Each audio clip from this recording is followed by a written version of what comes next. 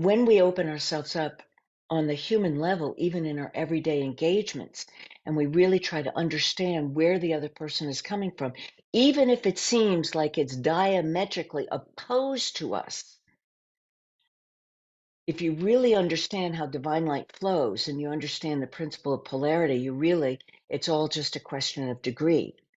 Real quick example, cold and hot are temperatures. But when does cold become hot and when does hot become cold? It's all just vibrations. And so even if you meet somebody who is diametrically opposed philosophically to you, rather than look at the opposition, just try to feel into the vibration of it and see how they're different facets of the same thing, wanting to create something that's for the highest good of all, just coming at it from two different directions. Now, it takes elegance, it takes courage, and it takes really listening within, but we'll all get there sooner or later. So no matter where you are in that part of your reawakening process, what's important is just to listen to someone else's story. And that would be a good start on that. And we just talked about recreating your narrative. So you listen to your own narrative and you listen to the narrative of the other person. So these are all the different elements that are in play when you're really tuning into your divine soul purpose and what is your divine soul mission. And it is galactic, it is connected to this greater sentience that is in the world. But if you're not ready to take a look at it in that way, you don't have to. Again, I come back to what's important is you handle what's in front of you. What's in front of you? What's on your plate now? What's on your plate now?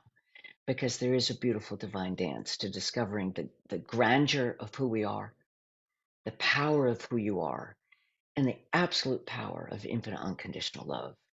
Because it's created all things, it's inherent in all things. And if you have a problem with unconditional love, again, I'm trying to use terminology for something that is much grander than our words. So if you don't like the word infinite unconditional love, then use energy, use uh, whatever scientific knowledge or whatever language you have. What's important is that you take that next step deeper into understanding the flow of who you really are. Now we've got all these opinions fighting it out. And you got the most likes, your opinion counts more, even if you don't know Jack Doodly Watt. And it's like, hiya, hiya, hiya. So even in this realm of what's going on online and in the world, it's never been more important to let you take the information in, that's fine. Bounce off of it, you know, but then just lay it all out in this cornucopia, kaleidoscope around you. Feel into yourself and what's right for me. How can I serve? How can I authentically assist infinite unconditional love to flow freely and fully Mhm. through me to the loved ones around me, to the people around me, and also give it out into the world? Thank you so much for listening, and thank you so much for being interested in learning on how to live your light more fully and freely with emotional freedoms that you haven't even yet begun to dream of. And that gives you the courage and clarity to live your divine soul purpose. Now, just so that I play well with the algorithms here on YouTube, be sure to like the video.